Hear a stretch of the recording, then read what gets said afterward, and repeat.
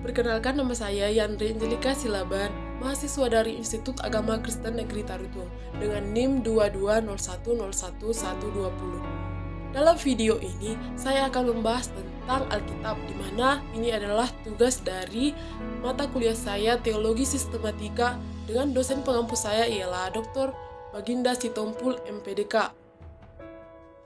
Baik, yang pertama kita akan membahas tentang pengertian Alkitab. Alkitab adalah perkumpulan buku yang ditulis pada zaman yang berbeda dan oleh banyak orang yang berbeda. Tidak satupun dari manuskrip asli Inasih yang bertahan. Terjemahan kitab suci Yahudi yang paling awal adalah Septuaginta, atau juga dikenal dengan sebagai lambang LXX, yakni terjemahan dari bahasa Ibrani ke Yunani untuk memenuhi kebutuhan orang-orang Yahudi yang tersebar di seluruh dunia yang berbahasa Yunani dan sudah tidak dapat berbicara dengan bahasa Ibrani. Terjemahan ini menjadi dasar bagi penerjemah sesudahnya, terutama versi Vulgata dari bahasa Latin oleh Santa Hieronymus tahun 382 sebelum Masehi yang begitu berpengaruh. Kemudian yang selanjutnya ialah penerjemahan kitab suci Yunani yang menggunakan teks Ibrani secara umum, diambil dari versi Masoretes. Masoretes ialah sekelompok ahli Yahudi yang bekerja antar tahun 500 sampai 1000 Masehi, yang merubah huruf-huruf vokal pada teks Ibrani yang sampai saat ini terdiri dari huruf konsonan. Disusun selama 900 tahun, kitab-kitab ini dibagi ke dalam 3 jenis tulisan yang berbeda dan daya tarik yang sangat kuat dari sastra kitab suci terletak dalam keberagaman yang sangat luas. Kemudian, kitab-kitab kenabian. Dalam tradisi Yahudi, kitab-kitab ini dikenal sebagai nabi-nabi pendahulu.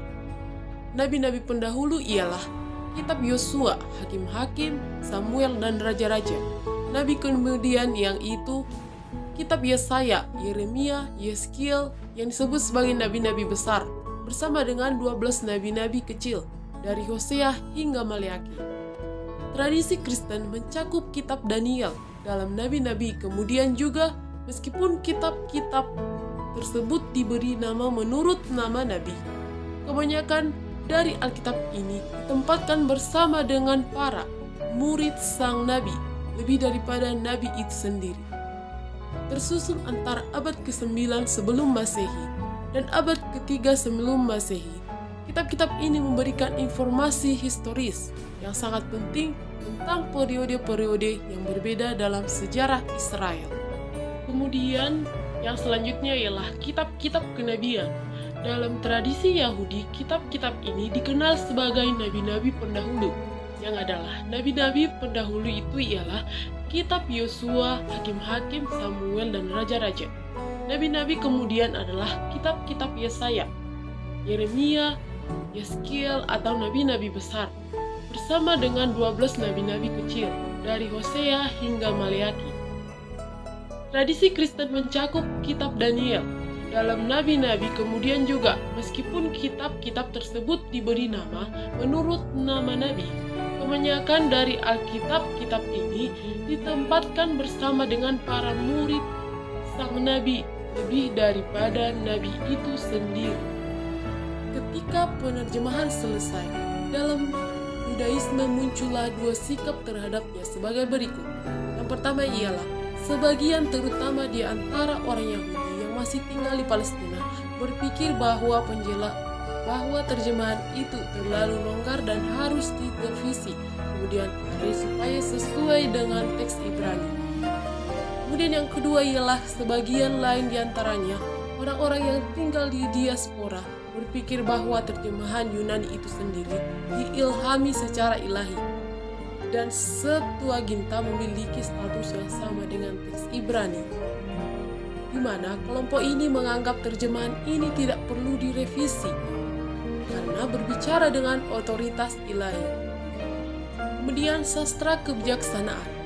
Sastra ini mengandung kata-kata lucu, ringkas dan tajam, serta instruksional yang menyusun kitab Amsal. Sifat Amsal memungkinkan umat untuk mengingatnya selama jangka waktu yang lama dan dari generasi ke generasi. Namun beberapa kitab kebijaksanaan seperti Ayub dan Tawarik menganggap bahan semakin berat yang meliputi makna dan kegagahan hidup, kejahatan, dan penderitaan. Yesus mengakui eksistensi kitab suci Yahudi yang autentik ketika ia menunjuk pada kitab hukum dan para nabi. Tulisan-tulisan Yahudi yang disebut terakhir ini juga dibagi menjadi 3 bagian: hukum, nabi-nabi, dan kebijaksanaan. Ketika Yesus menampakkan diri kepada 2 muridnya di jalan menuju Emmaus sesudah kebangkitannya, ia menyebutkan hukuman Musa yakni nabi-nabi dan Mazmur kepada mereka. Kemudian yang selanjutnya ialah Septuaginta. Menjelang akhir abad ke-9 sebelum Masehi, bahasa Yunani telah menjadi sarana komunikasi utama di banyak dunia yang telah dikenal di kalangan masyarakat Yahudi. Yang selanjutnya ialah Perjanjian Baru. Perlu waktu lama bagi gereja Kristen untuk memutuskan yang mana kitab-kitab yang harus dimasukkan ke dalam Perjanjian Baru. Meskipun kanon sebagian besar ditetapkan menjelang pertengahan abad ke-4. Toh masih ada masalah yang diperdebatkan selama lebih dari beberapa dekade. Ada beberapa tahap ke arah pengakuan final kitab-kitab itu dimasukkan dalam Perjanjian Baru.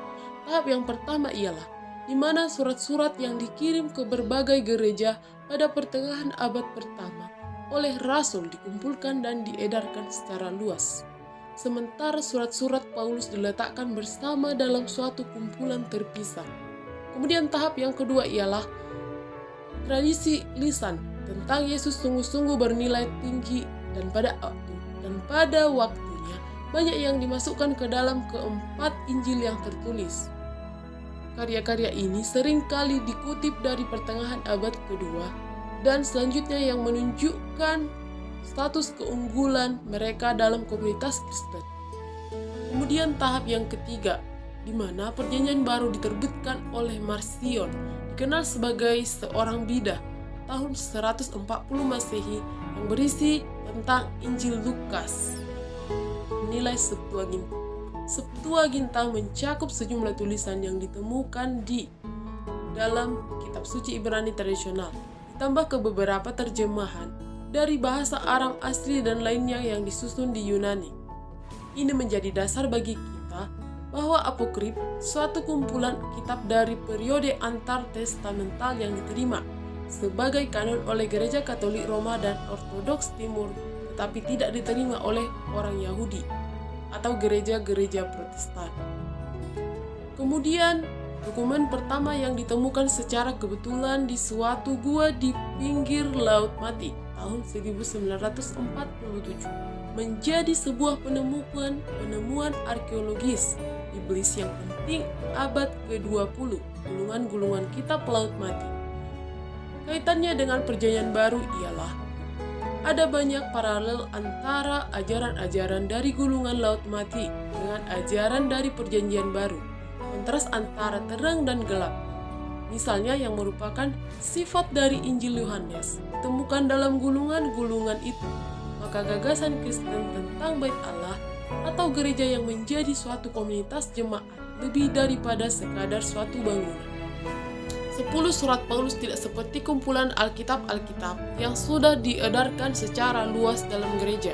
Kemudian tahap yang keempat, tahap kitab dalam fragmen moratorian yang pada tahun 190 Masehi memasukkan keempat Injil, Kisah Para Rasul, 13 surat Paulus, surat Yohanes dan Yudas, dan kitab Wahyu, tetapi menghilangkan surat Ibrani, Yakobus, dan 2 surat Petrus. Kemudian yang terakhir yaitu membuat pilihan final, yang dimana penetapan kanon yang berwibawa itu adalah pertahanan utama gereja dalam melawan pandangan utama kaum bidah yang seringkali persuasif.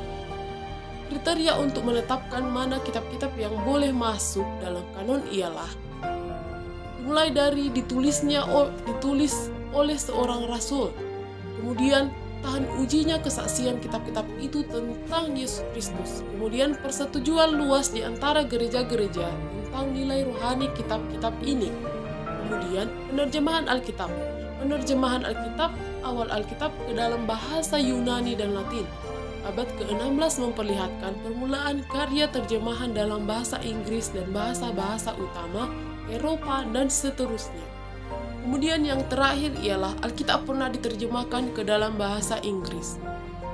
Kritik biblis berarti pengujian atas buku-buku dalam Alkitab yang menggunakan sarana-sarana yang disediakan melalui penelitian sejarah-sejarah arkeologi, paleontologi, dan linguistik.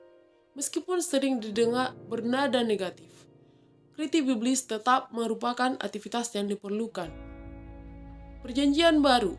Kritik biblis berhadapan dengan pertanyaan seperti misalnya kepengarangan, zaman penulisan, sumbangan para editor, kemudian pada teks dan kecenderungan ajaran, serta pengaruh yang dapat dilihat dari teks.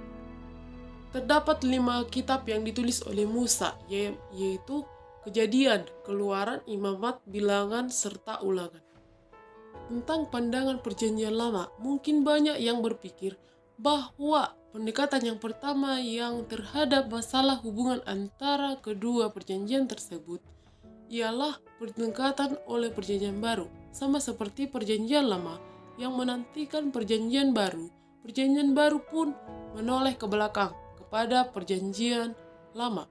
Penulis Perjanjian Baru yang bahwa Kristus atau Mesias telah lahir, anak manusia yang dinanti-nantikan telah datang. Dia memberitakan bahwa hari Tuhan sudah menyingsing dan dunia serta umat Allah akan segera diperbaiki. Baik, yang selanjutnya ialah Alkitab sebagai sumber-sumber berteologia. Alkitab sebagai wahyu Allah merupakan sumber primer pertama yang paling utama dalam berteologia. Sebagai sumber yang paling utama, yang menjadi otoritas tertinggi dan mutlak bagi iman dan kehidupan Kristen. Jika ingin berteologia, maka kita dapat melepaskan dari teks Alkitab, yaitu iman yang menjadi sumber utama dalam berteologia adalah wahyu Allah atau misteri-misteri yang diwahyukan. Dan sabdanya itu berarti inti atau isi teologi berasal dari ketergantungan pada iman akan Allah yang mewahyukan dirinya serta kebenaran-kebenaran Allah. Selanjutnya ialah kita akan membahas tentang pentingnya Alkitab bagi orang Kristen. Alkitab adalah buku yang paling istimewa yang pernah ditulis. Alkitab ditulis oleh manusia lalu diilhamkan oleh Allah. Demikian pemaparan tentang materi Alkitab. Semoga topik ini bermanfaat bagi teman-teman semuanya. Shalom, terima kasih.